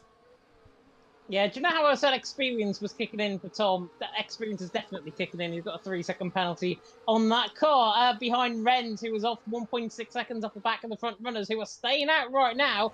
Gaps are closing. Gavana was closed at least 1.5 seconds on the back of Hazara, so that gap is definitely coming down, and that means he's closing not only on Hazara, but on everybody else ahead of him, which is going to be very, very suited for Max von der Geese, Volakongen and Ryan to try and get undercuts later on. I'm imagining, though, these guys will be in the pit lane. Cameron Dowd has got 76% of battery to use up. Danny Van Routen on 49, Rayen on 33, Luke Rapat on 65. So Luke Rapat looking pretty good. Cameron Dowd's looking pretty good. Top and tail of the train. As there is a pit stop, there is Rayen coming into the pit lane. And Danny Van Routen now instructs him to attack on the back of Cameron Dowd, who defends to the inside line. Not going to be close enough. Danny Van Routen now, the 3-time karting champion in real life. He's through and he's into the race lead. Also following Rens in, by the way, Rayen, both of them onto a set of hard compound tyres. Whereas Max von der Geese and Gavano and all of this, they're coming through the final corner. They're pretty much at the end of the pit lane, the one that's coming out of the pit lane. So Rayen and Rens, are they going to be out ahead? It definitely looks like Rayen will. Rens will be. Max von der Geese right side by side with Gavano, and they are both ahead. So, in theory, what I thought was true isn't. I wouldn't be leaving it much longer, though, if I was Danny Van Routen or Cameron Dowds. Rens, of course, had that error, or, well, partial error. whether the stewards will deem it as his own error or someone else's error, we'll wait and see. But he had that problem for the S-curves, and he was behind the top 4, and he still got out in front of Max and Giovanni. So Danny and Cameron will be confident in that. Luca Rapassa up with the top 2 as well. So I imagine they've got to pit soon, surely, because that medium will be deteriorating. It's a nice lengthy stint on that medium as it is. It will be deteriorating, and they don't want to leave it much longer. Could be waiting for some form of intervention in the form of a virtual safety car or a safety car potentially, but we haven't got an awful lot of them this season, so I wouldn't be waiting on one if I was these guys. Let's see what they do this time round. Will it be into the pit lane? It is for Routen. Dowd stays out, so does Luca Rapassa. So the top 2 in the championship are going to go scrapping down towards turn number 1. It is the Scotsman of Cameron Dowds in front, the Dutchman of Luca Rapassa behind. Rapassa in front in the championship. Dowds will remain in front in the race. Yep, Dowds will remain in front in the race indeed, and Luca Rapassa, I think, is probably just going to sit tight and wait maybe for the moves to happen. Pit stop, as you say there, from Danny Van Rooyen. Where is he going to come out in terms of Rayen? Rayen is going to be side by side with him, I think, coming out the pit lane. Or is he just about to get ahead? Danny Van Rooyen is ahead of Rayen coming out the pit lane. So maybe pitting a little bit later on really does work. Danny Van Rooyen now is ahead of the train. Rayen's pulled away from Rens. Rens is a second and a half behind, with Max von der Gies, Gavano, Volokongan and Ryan, that bit of a train in behind him. So this is going to be tactically really interesting. Luke, I don't think, is going to go for the move. Cameron Dowds there in first, I don't think is going to let him go for the move either. They're probably going to be in the pit lane this lap. Gap to the leader as Tom and Den Blanken, former F2 commentator alongside yourself, Evan, is there in the chat. Gap to the leader between Cameron and Danny Van Rooyen, 21 seconds. So watch out for that gap because they could come out behind. Yes, here comes Luca Rapassa. Funny, speaking of timing, we actually made our debut together at Suzuka, so that's an interesting one. But here comes Luca Rapassa. Is he going to go for the move on Cameron Dowds? No, stays behind into the Casio triangle. Let's see as they rotate round. Who's going to die for the pits? Ah, they both do. Oh so they're both into the pit lane. Cameron Dowds almost literally into the pit lane as they slam on the brakes to get it stopped. Dowds has the first box. Rapassa a little bit longer in the pit lane. Tom Roberts now will lead the Japanese Grand Prix as here is Danny Van Rooyen under pressure from Ryan into the Casio triangle. Where will he be in relation to 1 and 2 in the championship, who were 1 and 2 in the race? Due to these pit stops, down the pit lane they go, down the main straight they go. Alpha Gully is in the pits as well, and Rayan is going to take the race lead, and there goes Cameron and Luca Rapassa. Rayan and Danny Van Rooyen are ahead of Luca and Cameron, and Rens Thomassen is back with them as well. Battle is on between Cameron and Rens. Luca has somehow got ahead of Cameron in the pit lane. He has somehow got ahead of Luca in the pit lane. I wonder if Cameron Dowds had damage, but that would have put him back about 5 seconds. Definitely doesn't have damage on the car. Maybe it's just the case of Luca Rapassa's been further down in the pit lane, Cameron Dowds being sooner, and you having to go very quick into the pit lane from actually applying the button to come in the pit lane and to take automatic control of your car. So I think Cameron Dowds has been found out by the game there rather than by anything else. But he is in a strong position. He's there in fourth behind Luca Rapassa. Championship rivals are going to do battle once again. Tom yet to come in the pit lane will filter into this battle probably further down. But Cameron Dowds has got experience. He's got ERS to burn. 56% of ERS. 59, 60% even of ERS to burn. Coming to the Casio triangle, Luca Rapassa has got more, 65%. Danny Van Rooyen on 41 and Rayen on 32. So right now, Luca is right at in the pit lane. Luca and Cameron are looking pretty strong with ERS, but look at who they've got behind. Rens Thomassen, do not count him out in this battle. Could be 3 wide. And he is an enraged Rens Thomassen as well. He wants this potentially more than any. Here comes Danny Van Rooyen going for the race lead on Luca Rapassa. Ryder Dowley, you can see them all passing in the pit lane. Rens Thomassen going for it on Cameron Dowds, trying the outside. Yep, Cameron is no fool to that one. He's not going to let anyone go around the outside of him in towards turn number 1 and 2 at Suzuka, and he will stay in front for the time being. In the battle for the provisional race lead, it is Van Rooyen, Rayan, Rapassa, Dowds, Thomassen, and Giovanni is actually with them as well now, only 0.5 of a second behind, so the undercut has fared nicely for him. Rens Thomassen putting Cameron under a huge amount of pressure as Dirk has got ahead of Hazara. They're battling in the battle for third into the hairpin, so 2 of the drivers who had a poorer qualifying, remember they're on a completely different strategy. They started on the hards and will go to a medium, or potentially even a soft tire come the end of the race. Yeah, they definitely will. Hazara absolutely switched back to the inside, coming through the hairpin on the back of Dirk. Dirk has been absolutely done for. Is he going to do him up the straight, though, at 130R? This is the battle currently for third and fourth. There are better things going on in behind, I know, but Dirk is on the back of Hazara. Could potentially impact later on the race with Danny Van Roten and Rayen obviously catching. They could stay out there, go for that set of soft compound tire, as you mentioned. Tom into the pit lane, however, maybe thinking not. Dirk, though, and Hazara will, as we'll turn our attention back to the battle behind, because it's what? I would call it a Flying Scotsman train, but the Flying Scotsman's not ahead right now. Danny Van Royten leads, Rayen in second, Luca Pata there, currently in a net third position, running down the straight in towards turn number one. Is anybody going to be close enough? Rayen is closing, doesn't go for the move. Luca Pata, however, on the back, doesn't go for the move either. Remain as we are, line at stern through turns 1 and 2. This is like actual Formula 1. All the liveries are basically identical in the top three. It's all, what is it, the carbon that they're all exposing this year in real Formula 1. These guys are all running the Alpine sim racing livery or something that looks very similar to it. But currently Brando in the race lead by 3.3 seconds. He's a pit stop to make, as do the two behind him. Danny Van Routen is your leader with the pit stop. Rayan then in second. Luca Ribassa in third. Cameron Dowds then in fourth provisionally, but still currently seventh. And it is Tomasin, Giovanni and Max van der Geest that round out the order. The only man not currently on a set of the hard tyres is Alpha Gully, who's down in 16th. Yeah, 64 of you, by the way, tuning in. Thank you to each and every one of you for tuning in here tonight. You can find out more information about our sponsors, of course, Sim Racing Centre and GT Omega within the Discord and within the description below. We'll read it out towards the end of the race as Belby picks up a 3-second penalty. Luke Rapata sets his sights on Rayen, running down towards 130R. Is he going to go R on the back of the back of Rayen? That's bad. Coming through in towards the Casio triangle. Luke Rapata in towards turn 16, through the left hand of 17, now through the right hand of turn number 18. Luke Rapata now sets his sights on Rayen. Rayen sending his sights on Danny Van Roten. He could be quite weak down the straight. Luke is closing on the back of Rayen. Rayen has to go for the move for the net race lead on the back of Danny Van Roten. Flies it up the inside line, and Rayen now, sorry, Danny Van Roten, Rayen ahead of Danny Van Roten. They're all the same liveries, pretty much. Luke Rapata there in a net third, Cameron Dowds in the net fourth, and Renz Thomas in the net fifth. And honestly, if I'm in a betting position right now, Cameron Dowds and Renz, probably ones to watch out for from fifth and sixth position right now.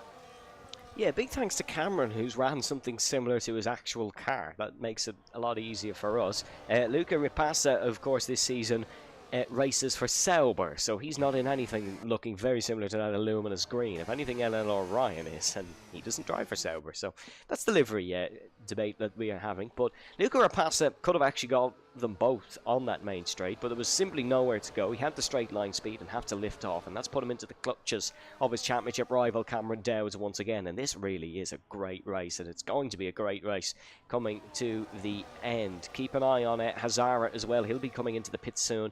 We'll drop down to the back of the field, but we'll be on fresh tyres and we'll be looking to make some overtakes. Is Dowds close enough into 130R? Oh, look at this. It's the championship rivals. Are they side by side into 130R? No, they think better of it. That would have been catastrophic if an incident had happened there, but they thought the better of it, and Dowds will stay behind for the time being, although this could be 3 or 4 wide down towards the first corner here if they let it happen. Rayan is going to lose the position to Danny Van Routen, and Routen is up and ahead. Is Rapassa going to go for it as well here? Rapassa tucks into the slipstream of Rayan, and Luca Rapassa, who was under pressure from Cameron Dowds, says attack is the best form of defence. I'll take third place. Thank you very much, son.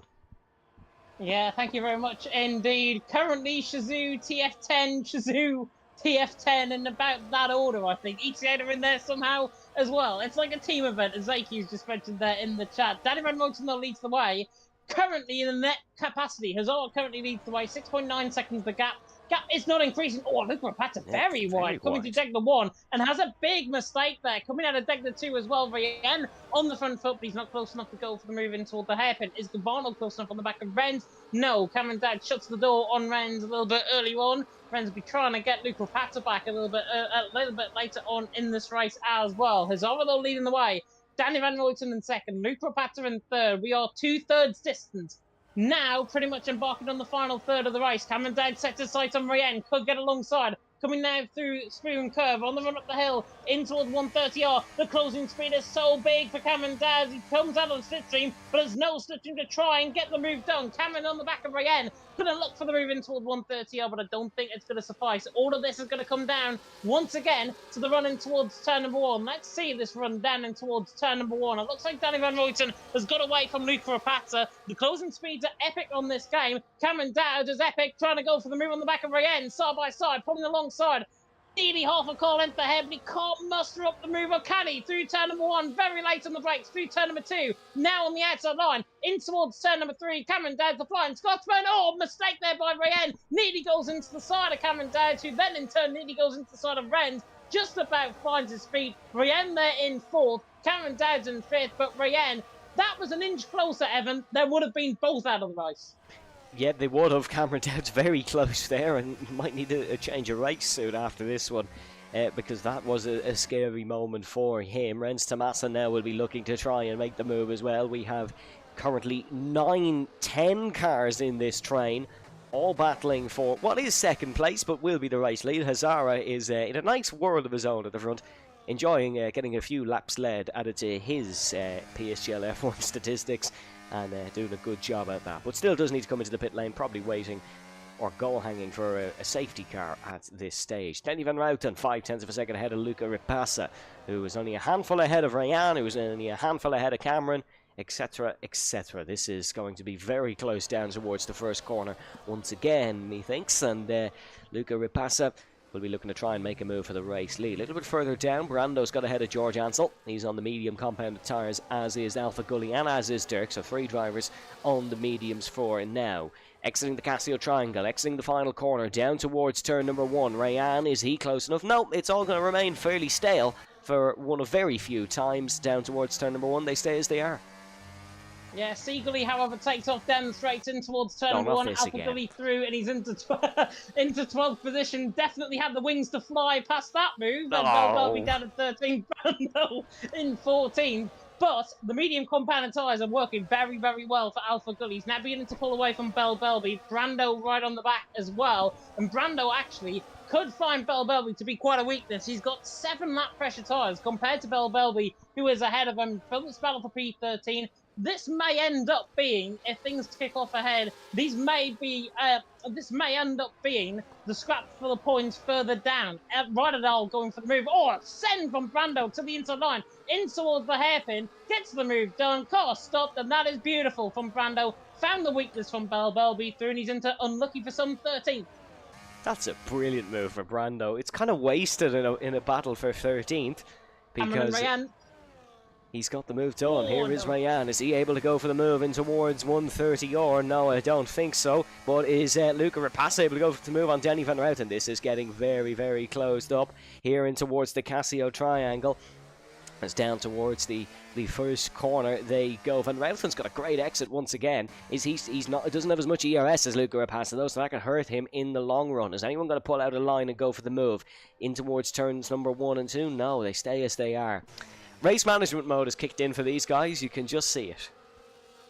I definitely think, though, it's going to kick off in the next lap of the race as Brando flies past Alpha Gully down the straight and towards turn number 1 as well. I think this is all going to kick off either laps 22 or 23. This is going to be less biding your time and more trying to gain an advantage on the car ahead. Cameron Dowds, for ERS terms, Hazara at the minute 100%. He's going to come well into this battle now with everyone catching him behind. Danny Van Ruyten, 59%. Luke Rapazza, 94%. Absolutely incredible ERS management. Rayen at the minute on 56. Cameron Dowd on 86. Rennes on 80. Gavano also in this battle, 71. So, looking pretty strong, I've got to say. Luke Rapazza, Cameron Dowd, the 2 title rivals, are looking very, very decent indeed. Looking through, by the way, in the chat, there's a lot of French going on there. Bonjour, je m'appelle James, and all of that jazz. Hazara leads the way from Danny Van Ruyten in 2nd, Luke Rapazza in 3rd. But here comes Cameron Dowd. Vamos on the back of Rayen, trying to get the move done in towards turn number 15. Is he going to go around the outside? Not quite on the back of Rayen, but in the end, Cameron Dowd finds himself in a bit of a wall, in a bit of a pocket, and he doesn't get the move done on the back of Ryan as they embark once again down the straight. Here comes Rens Thomason on the back of Cameron Dowds, looking for the move. Cameron says, you know what, have it. Go for the move. Go for the move as well on the back of Ryan. Not quite, but he gets one. Rens Thomason up to 5th ahead of Cameron Dowds. The first time he has put himself into the middle of the train in a while. Giovanna right on the tail of Cameron Dowds as well. Championship leader Luca Rapassa still currently outscoring Cameron Dowds, but this race is not over by any shape of the imagination. They're catching Hazara as well here. That could become a big problem and throw a real spanner into the works if he was holding drivers up. I imagine once they catch him, though, he will pull into the pit lane and just serve his pit stop and doesn't want to get involved. Or maybe he does want to get involved because he's getting a good bit of screen time now. Lap 22 at 27 here in PSGL F1. If you're just joining us, what a time to do so. And make sure you do subscribe to the official PSGL YouTube channel. Here's Cameron Dowds on the outside of Rens Thomason. We said this is an overtaking zone. Side by side into Spoon Curve. Dowds just backs out of it. That was risky from Cameron. He feels that he's got to start making overtakes. He feels he's got to make to start to try and get overtakes done, and he feels the threat from Luke Rapassa with his ERS. Luke is on 30% of ERS right now. Oh, sorry, 48% of ERS right now. He definitely feels the threat from his title rival being 3 positions ahead of him right now in terms of this race. Hazara leads the way. He's going to cause absolute mayhem. He has chosen now to go out on an absolute limb. Danny Van Ruyten on the back of him in towards turn number 1. Not going to go for the move. The car is not catching in a straight line, Danny Van Ruyten. Hazara now is playing ball. Hazara now has opted for the very aggressive strategy. He's thought for the park the bus. Hazara there leading the way. Danny Van Ruyten in second. Luke Rapassa in third. And already, Evan, it's a car park coming to the S section as Luke Rapassa needs to use it. Yet the Norwegian has decided he's going to become the cork in Suzuka's S-section bottle, and he is going to just stay in front. This is the worst possible news for Danny Van Ruyten, who's under a huge amount of pressure from Luca Rapassa, but none of them can really do anything. Word. There might be a dive into the hairpin here from someone in an opportunistic move to try and take a position. Will it be from Luca Rapassa, who's trying down the inside? Rayan's gone deep, very, very deep for Rayan, and he's lost a handful of spots. Pulls back in front of Cameron Dowds, but he was going for the move on Rapassa. He's now behind Thomason, and Rens Thomason is up to 4th here in this race. Hazara is causing a whole world of pain for these guys. Rayan goes for a revenge down the inside of Rens Thomason, somehow not making contact. He's had a very poor run off the corner. Cameron Dowds is just not able to get in front. He just doesn't have enough to get ahead of Rayan, and Rayan is being a big problem for Cameron now. Down towards the Casio triangle. This could all kick off towards turn number 1. And what did I say 2 laps ago? I literally said it could kick off on lap 23, and it is. Hazara leads the way. Danny Van Ruyten in second. Stays out. Hazara he has chosen hell. Hazara has chosen hell on the run down the straight. It's towards turn number 1. Luke Rapassa right on the back of them both. Danny Van Ruyten pulls alongside, gets ahead of Hazara. Does Luke Rapassa do it? No. Hazara there fighting very aggressively side by side, but Luke Rapassa's ahead. Luke Rapassa through and he's into second. This is now going to be between Van Ruyten and Luke Rapassa for the race win. Hazara is off the track, however. Rens Thomason there in third, Rayan in fourth, Cameron Dowds in fifth. Has he got a puncture? No, he hasn't. Hazara's got fine. He's got away with it. He gets out of the way.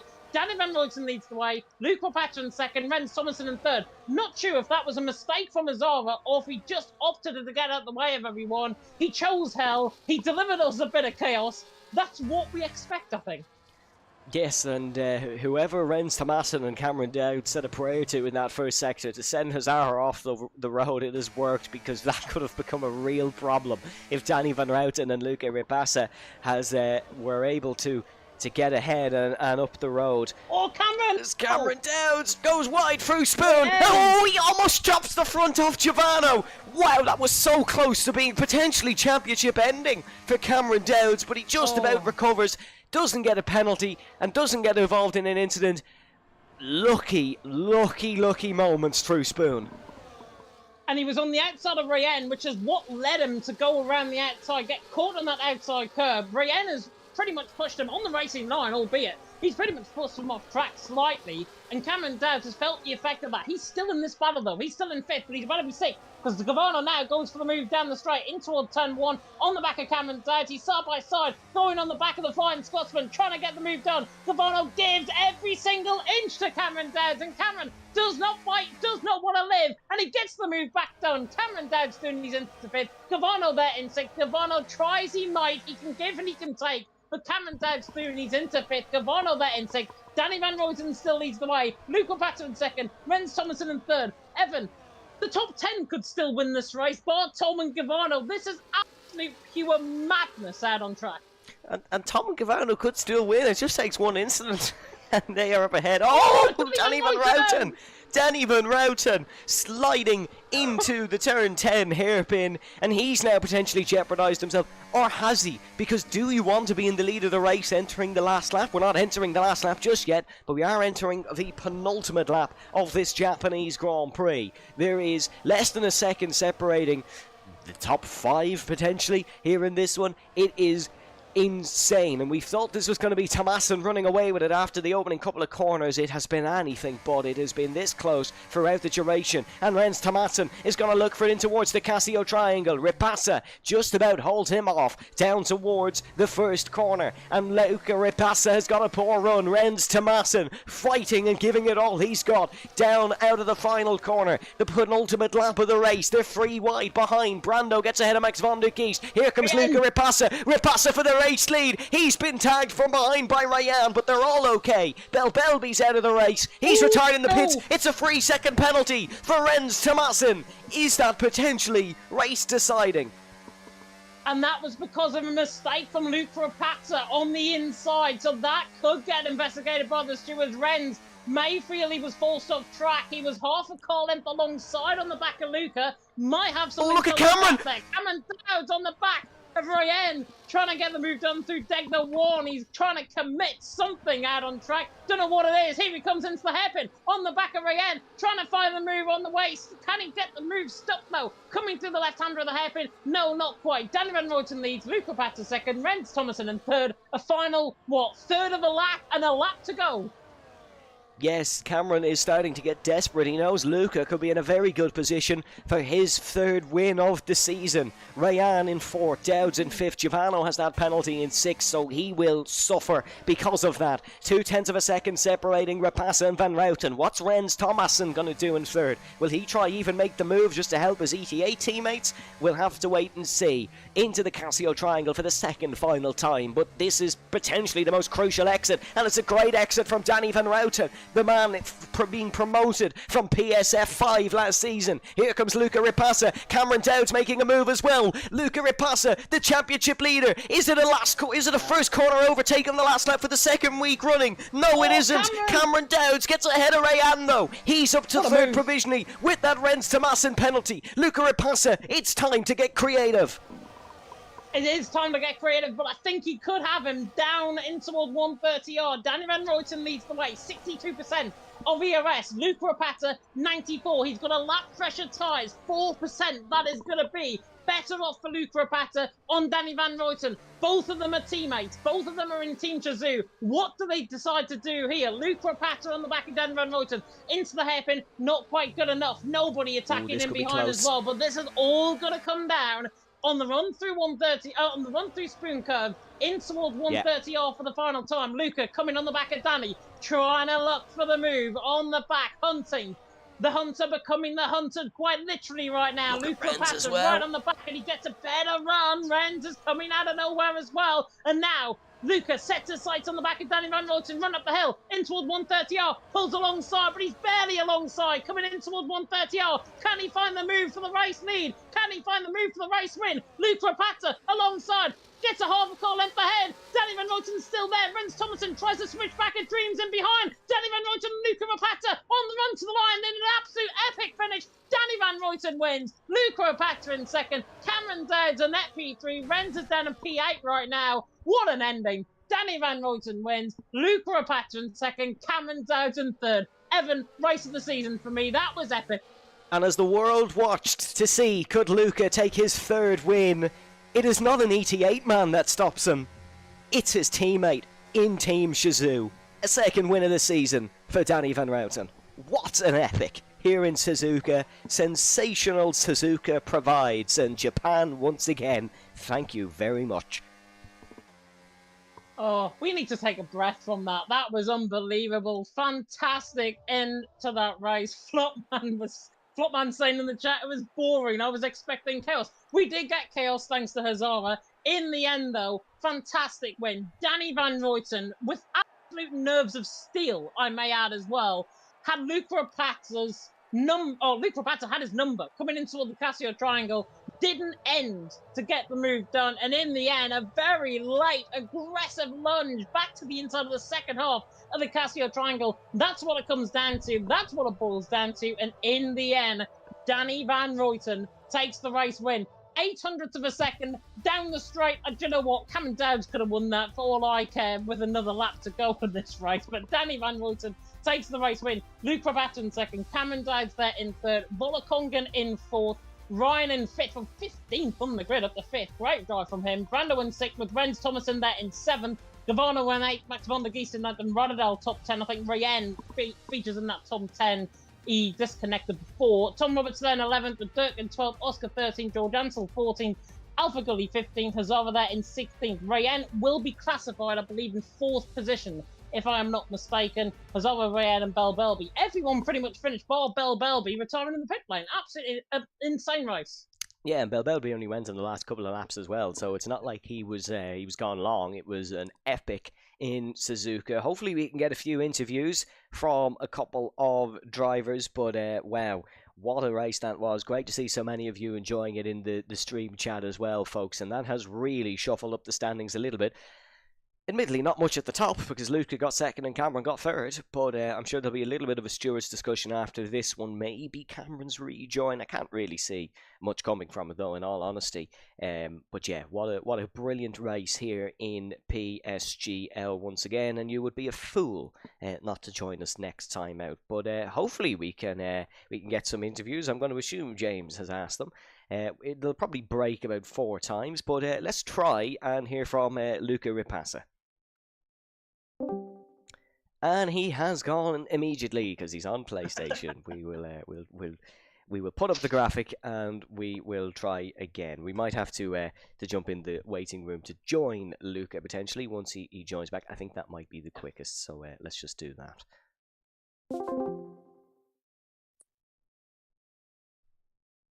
Hello, Luca. Can you hear me? Yes.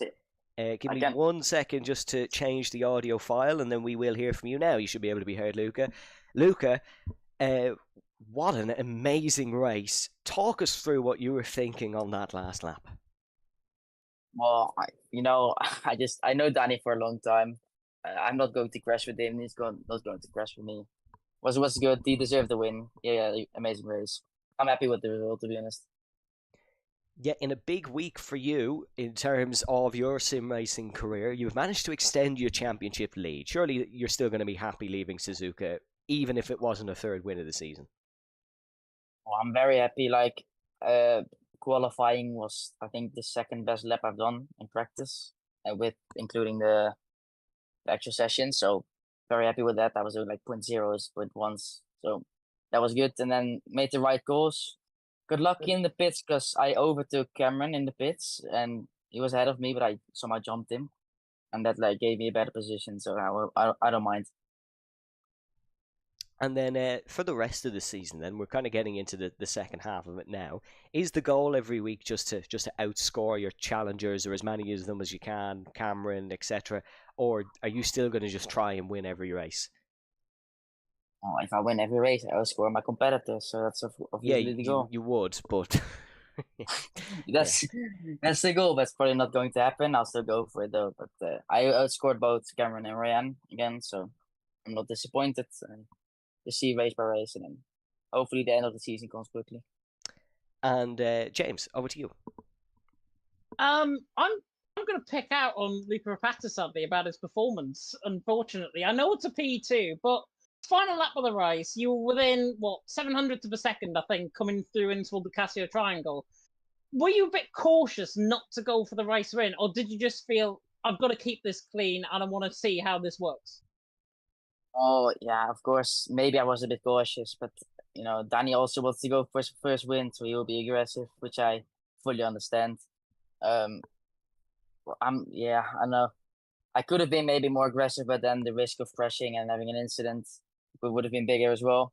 Rather just take maybe a bit less risk and just get to P2. Yeah, and the risk, of course, was going to run maybe with Cameron Dowds picking up the race win if he did that as well. We move, of course, to Jeddah next week. Completely different track. It's a fish-shaped track as well compared to the figure of eight that we've got here in Japan. How do you think you're going to get on if you're racing? And what are your expectations going into Jeddah? Well, I absolutely hate this track on Japan, so I'm looking forward to Jeddah. Suits me way more. Close to the walls, like that way more. So I guess I'll try to be strong there again. Definitely try to be stronger again. Indeed, congratulations on the P2, not the P1 you're deserving, but a fourth podium in a row for you. Go and enjoy your evening. And Lucas, sorry, Thank you. quickly, one more question from me. Any statements for those that might have doubted you coming into tonight? Yeah, I don't know. Just keep your mouth shut. Like, just not much to be honest. That's it. Luca, thank you very much. Greatly appreciated. And we hope to chat to you next week for a fifth time in a row.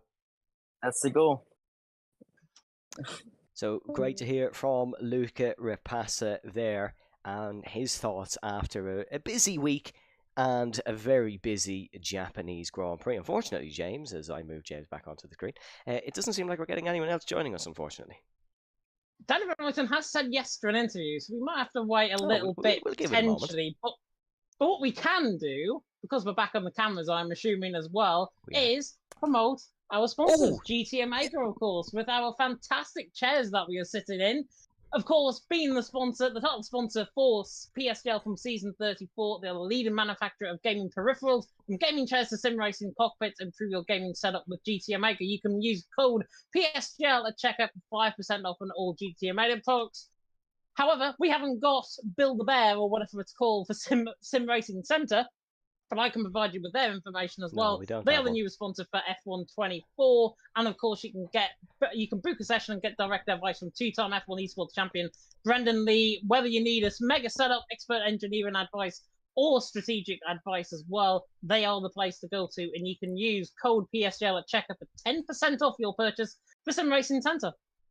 Yeah, you can, and there's also as we have had someone join for the interview just as we were doing our sponsor promo, Danny Van Routen.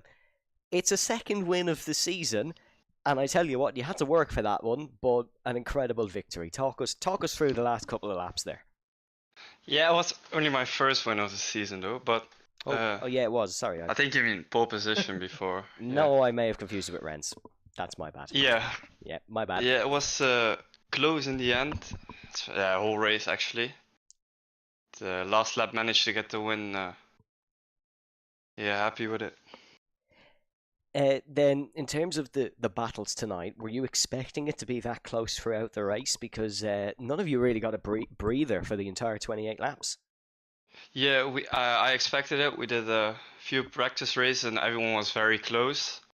So definitely expected it, but it was clean and good racing, so it's always nice. And then looking on to the rest of the season then, you've put yourself back in contention with this result tonight. What's the goal long term? Yeah, I had a few not so good races, so I'm a bit behind, but I'll see what I can do. We always aim for P1, of course, but yeah. I'll try my best. Oh, sorry. James, any questions from yourself? How were the nerves going into the final lap of the race? Because that was pretty tense between you and Luca. Obviously, having a new teammate within Team Jizu as well. Yeah. That must have felt a little bit terrifying having him up your back end coming into the Castle Triangle on the final lap. Yeah, it was. I've known Luca for a long time though. We always race hard but clean, and today it was the same. So yeah, I didn't expect it to end out in a crash, of course, because I know him for such a long time and we barely had any crashes and we raced a lot, so. Yeah, definitely so. And obviously with that, the second half of the move, coming through the Castle Triangle, You just went for that move, essentially, to try and really pull off something on the back of Luca Rapata. Yeah. He had, I think, about a half a car length ahead, and then you just sent it down the inside and thought, you know what, screw it, I may as well go for the race win, and you did. Yeah, I wouldn't be happy with P2, so I always try everything for the win, and yeah, I did the same in the last corner, and luckily it paid off, so yeah. Go big and go home, I think, definitely comes Yeah. to my mind, certainly with that. Jeddah, of course, next week. How do you think you're going to get on around there? Yeah, same as this track, I haven't done it before, so I need to look into it and get a bit of practice in. But hopefully a That's better what- quali. Yeah, that's what Luca and Cameron said to us last week about Japan, and look where they've ended up. They've both ended up on the podium, so anything is possible when it Yeah. comes to PSGL, PSF1. Danny Van Wilton, race winner for the first time this season. Go and enjoy your evening. Thank you, same. And Cameron Dad is not joining us, so that is it. Yep, that is going to be it, folks. And, oh, hold on. Oh, Oh, literally, he's just we're never finished. ending this stream, James. It's Cameron Dowds who's joined us. Cameron, congratulations on the podium. It wasn't looking like you were going to end up P3 in that one, but you worked your way back through the last couple of laps and made some crucial moves. Are you happy, first of all, with that result? No. When I went into the pit, everything was fine, but for some reason I came out behind Luca, and that put me on the back foot from then onwards because I was getting pressured from behind. I think had I come out in front of Luca, it would have been a very different result. Renz is also getting his pen removed, I think, so it's going to be P4, which is a bit of a pain, and it's not really good for the championship. So yeah, I've been happy. So coming off Suzuka, then we asked you the same question last week, and you wanted to improve qualifying. You did improve your qualifying a little bit. It was a decent result. What's the target for next week then? How can you beat Luca? Just better race pace, I guess, a little bit, and don't know. Hope the pits doesn't shaft me, and then good usage of ERS as well, just using it at the right points. But I'm missing a race in Monza, so it's gonna be tough to beat him. But we'll see. Then, of course, we saw you very confident with some overtakes tonight, some really cutthroat moves. Is that something you kind of expected that you'd have to do tonight, given the nature of the DRS and everything at Suzuka? Yeah, definitely. I knew that I'd have to overtake because I knew the chance of me being on pole would be quite slim. So I knew I'd have to make some moves.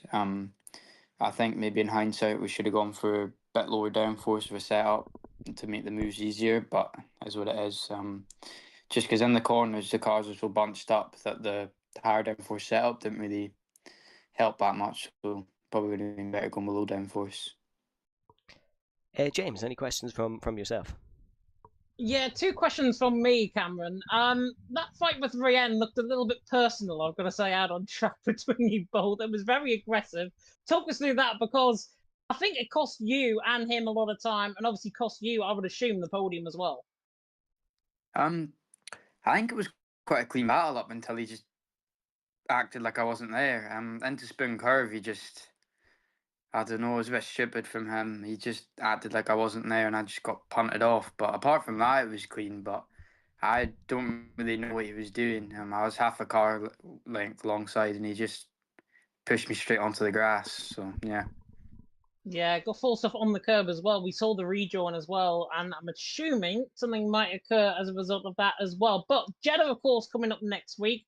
I'm assuming you're going to be there, which you said you're going to be missing Mosses. So I'm assuming you're going to be there.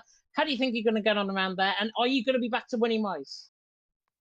Yeah, I'm going to be there next week. We'll have to see. I've never really liked Jeddah too much in the past, to be honest. Just the whole circuit's just high speed corners, and it's just that I like high speed corners, but the type of corners they are, I'm not really a fan of it. The track's decent, but I don't seem to be too good around there. But we'll just have to wait and find out. Hopefully I can get back to winning ways because, well, I need to quite badly at the moment. Yeah, definitely. So hopefully a podium finish will definitely come your way. P3 out on track for now. possibly a P4 with stewards penalties for Rennes potentially getting removed. Congratulations, though, on that podium for now. Go and enjoy it then. Yep, cheers, you too. And that is it now for the interviews, Evan. Yes, no more. No, it's great to hear from the drivers after what was a brilliant race. But that is all we do have time for, folks. It was great to have so many of you alongside us tonight for the show, and I think that race provided us with the brilliant show. So we do ask you one more time to make sure you pop a subscription on the PSGL YouTube channel, as well as checking out our sponsors GT Omega and Sim Racing Centre. But please make sure you join us for Jeddah, because if Japan can provide that amount of jeopardy for the drivers, what can Jeddah bring? And it's going to be a great race next Monday night at 8 o'clock. Make sure you tune in then. Make sure you catch as well our PC tiers on Wednesday and Thursday. And it should be a good one. Let's bring James back down. Stay safe, folks. We shall see you soon. Stay safe, stay well. Have a good one. Bye-bye.